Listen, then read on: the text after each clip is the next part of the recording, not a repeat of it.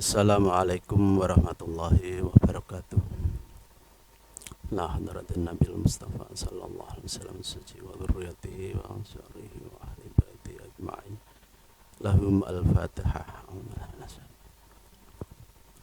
Sallallahu alaihi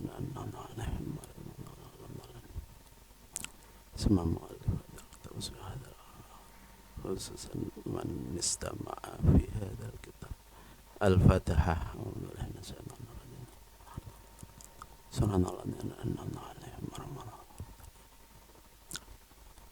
Bismillahirrahmanirrahim. Faslun utawi iki ku fasal swiji fil ijtihadi ing dalem mertelaaken penggawe nemen-nemene. Jadi dalam Islam itu ada istilah ijtihad, berusaha yang sungguh-sungguh. Ini hubungannya dengan cara menentukan hukum, apakah najis, apakah mustakmal atau mutlak. Kalau berhubungan dengan masalah air, karena sekarang masih membahas masalah air, maka pengertian ijtihad juga khusus untuk masalah air. Wahya utawi ijtihad kata hari kaya dene penggawe nemen-nemene iku badlul majhudi, nyerahaken kekuatan fi tahsilil maksudi ing dalem ngasilaken perkara kang den sejo. Ijtihad pengertiannya apa? Ijtihad itu adalah menyerahkan kekuatan, apa itu kekuatan secara fisik ataupun secara akal, untuk menghasilkan sesuatu yang dikehendaki, al-maksud. Jadi untuk menghasilkan sesuatu kita tidak boleh ceroboh, tidak boleh semena-mena dalam memikirkannya. Harus benar-benar serius agar perkara yang kita kehendaki itu benar-benar bisa kita peroleh seperti yang semestinya. Idza stabaha arikalane dadi serupa alaihi ing atase man apa tahirun perkara kang suci, apa tahirun perkara kang suci, mimain nyatane saking banyu, auturobin utawa lebu, au ghairihima utawa liyane mak turab, bibutanajisin kelawan perkara kang kena najis, au tahurin utawa perkara kang nucikaken bimustakmalin kelawan barang kang wis den enggu, ijtahada mongko nemen-nemenono sapa man wujuban kelawan wajib. Hukum ijtihad ini wajib apabila kita menemukan suatu permasalahan yang serupa. Jadi misalnya apabila kita mau bersuci, kemudian kita menemukan dua air yang serupa, sementara kita tahu yang satu najis atau terkena najis. Kalau turab juga sama, misalnya kita akan tayamum, mana debu yang masih suci dan mana yang sudah tidak suci. Itu kalau terjadi persamaan, maka kita wajib ijtihad tadi, wajib. Sehingga kita bisa memilih air, debu atau yang lain dengan pilihan yang paling kita yakini. Karena dalam hal beribadah, keyakinan itu sangat diperlukan. Sahnya ibadah tergantung dengan apa yang kita yakini. Tidak boleh dengan keadaan mamang kemudian tetap kita kerjakan. Jadi harus yakin baru boleh kita mengerjakan. Makanya kalau airnya membingungkan, yang suci mana, yang tidak mana, harus kita ijtihati. Indoko lamun rupek apa al waktune ini koyit harus ijtihad tadi, karena kemungkinan kan bisa kita mencari air yang lain. Daripada kita sulit membedakan, kita cari yang lain saja. Karena ini waktunya sangat sempit, kalau kita mencari air yang lain tidak mungkin bisa mendapatkan dan melakukan sholat tepat waktunya, maka penyelesaiannya ijtihad tadi. Walam yajid lan ora nemu sapa man ghairu dzalika ing liyane mengkono-mengkono,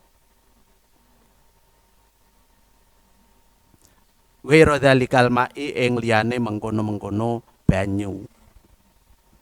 Kelanjutan dari indokol waktu walam yajid ghairu dzalikal ma'i. Air yang ada hanya itu mencari tidak mungkin, maka harus ijtihad. Awit turabi utawa lebu.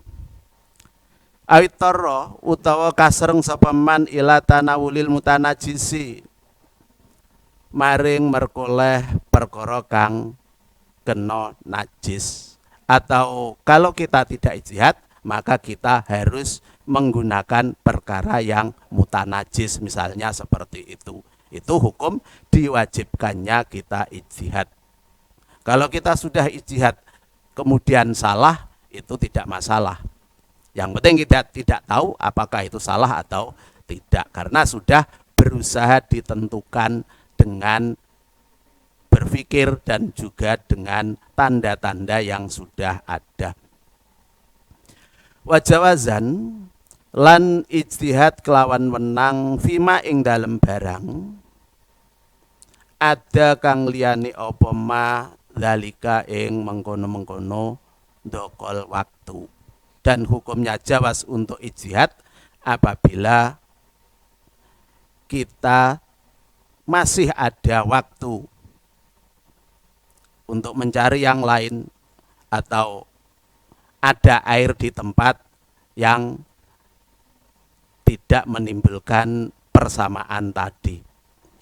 Watatoharo lan sesuci sapa man bima klan barang dena kang nyono sapa man toharotahu ing sucine ma. Kemudian setelah kita ijtihad, maka kita boleh bersuci dengan perkara yang sudah kita duga bahwa air tersebut suci. Itu urut-urutan ijtihad dan menggunakan air agar cara berwudu dan air yang kita gunakan itu sah. Wastakmalahu lan gunakaken sapa man ing ma. Ini kalau tujuannya bukan untuk toharoh. Misalnya untuk air minum juga harus kita perhatikan kesuciannya. Jadi kalau sudah punya dugaan suci, maka kita bisa memanfaatkan apakah itu untuk bersuci ataupun untuk penggunaan yang lain. Jadi dasarnya dzon yang kuat dzon. Jadi dalam Islam itu ada istilah dzon, dugaan yang kuat lebih dari 50% itu dzon. Kalau syak, ngamang, itu dugaan yang sekitar 50%. Kemudian di bawah 50% ada lagi namanya wahmun. Wahmun itu sangkaan, menyangka, tidak punya bukti tapi sudah punya perasaan yang diinginkan, itu namanya wahmun. Jadi ada wahmun, dugaan yang sangat rendah, syak, kemudian dzon. Dalam beribadah, dzon itu sangat diperlukan, karena tanpa dzon semua ibadah kita tidak akan sah. Lianat tatohuro Krana temen sedune sesuci iku sartun dadi syarat min suruti sholati saking pira-pira syarate salat. Ini alasan harus berwudu dengan cara yang benar dan air yang benar, benar-benar air mutlak. Wakilit tanawuli lan halali merkoleh wal istiqmali lan nggunakaken. Jadi don tadi syukur-syukur kalau kita sudah yakin airnya, yakin air yang mutlak, boleh digunakan untuk bersuci atau digunakan untuk mandi ataupun untuk kebutuhan sehari-hari yang lain. Wa tawassulu utawi gawe tumeka ila dzalika maring mengkono-mengkono dzon iku mungkin apa tawassul bil ijtihadi kelawan ijtihad.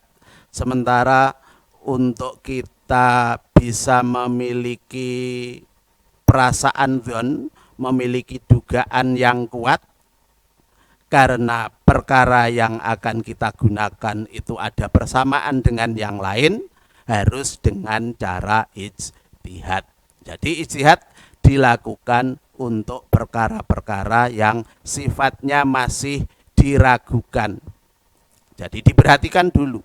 Misalnya air A dengan air B, diperhatikan yang A bagaimana, yang B bagaimana, kemungkinannya apa, seterusnya baru menentukan oh mungkin yang suci yang ini. Itu namanya ijtihad.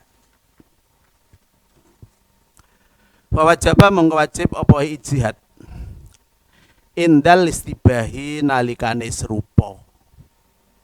Inta ayana lamun dadi tertentu apa ijtihad apane torikon dalane kama keterangan maro kang wis dingin apa mah. Karena tadi sudah disebutkan untuk mencapai dzon dalam hal yang sifatnya diragukan harus ijtihad, maka hukumnya ijtihad wajib. Jadi perkara-perkara yang istibah yang serupa itu harus diijtihadi. Walil ijtihadi lan iku tetep kedue ijtihad surutun utawi pira-pira syarat. Dan dalam ijtihad itu diperlukan beberapa syarat. Tidak cukup kita memikirkan A, B, C, D terus ditentukan, tidak. Harus disesuaikan dengan keadaan yang nyata. Tanda-tanda yang nyata itu harus diperhatikan. Makanya ada beberapa syarat yang harus dipenuhi. Kalau di dalam kitab lain yang lebih panjang keterangannya tidak hanya 4 syaratnya, ada 8. Ahaduha utawi salah sijine surut iku ayakuna yen to ana iku likulin kedue saben-saben suci minal mustabihaini saking barang perkara loro kang serupa apa aslun asli fitathiri ing dalam nyucikaken. Ini syarat yang pertama. Syarat yang pertama perkara yang akan kita ijtihadi yaitu 2 perkara yang serupa itu harus memiliki asal yang sama-sama bisa mensucikan fitathiri. Jadi misalnya kalau tempat A itu asalnya dari sumur, diambil dari sumur. Yang B diambil dari kolam, itu berarti sama-sama memiliki asal tathir. Karena sumur dengan kolam sama-sama air mutlak. Kemudian karena sesuatu sebab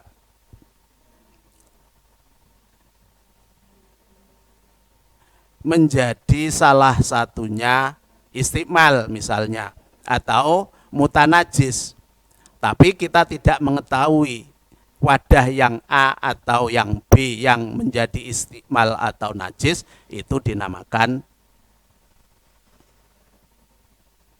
istibah tadi, serupa, karena tidak bisa membedakan.